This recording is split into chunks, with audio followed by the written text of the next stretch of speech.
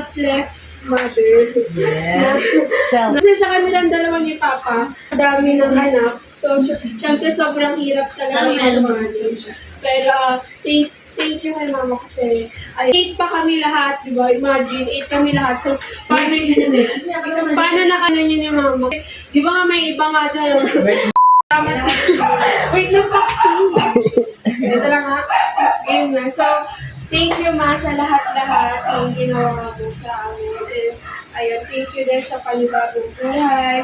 And sa kalakasan na binibigay sa'yo ni Lord. Tapos kapag ganito nga may birthday, kasi sabi ko kay like kasi sabi kay Mama na, mag-ano na lang, yung parang paglalabas na lang or ano, para kasi hindi na siya mahihirapan. Kasi mahirap talaga maglimuto. Tapos, syempre, pag tinutulungan namin siya, ayan. May mga thank you kay Lord sa binibigay na kalakasan kay Mama. Kasi ang dami na niluto talaga. Halos lahat luto ni Mama. Walang in-order dyan kasi mahal din magpa-order. Kaya sabi niya siya na lang mag-luto kasi kaya niya. And thank you kasi, ayun na, si Mama is sa loob ng 50 years. Yun, naniyak. Then sa loob ng 50 years, ayun, sa sakripisyo namin sa lahat, sa pagiging selfless mother. Yes. Makikita mo talaga sa kanya na yung parang, kasi sa kanilang dalawa ni Papa, si Papa naman kasi, syempre, yung mga tatay, ano yun, magtatrabaho lang po lang, ganyan.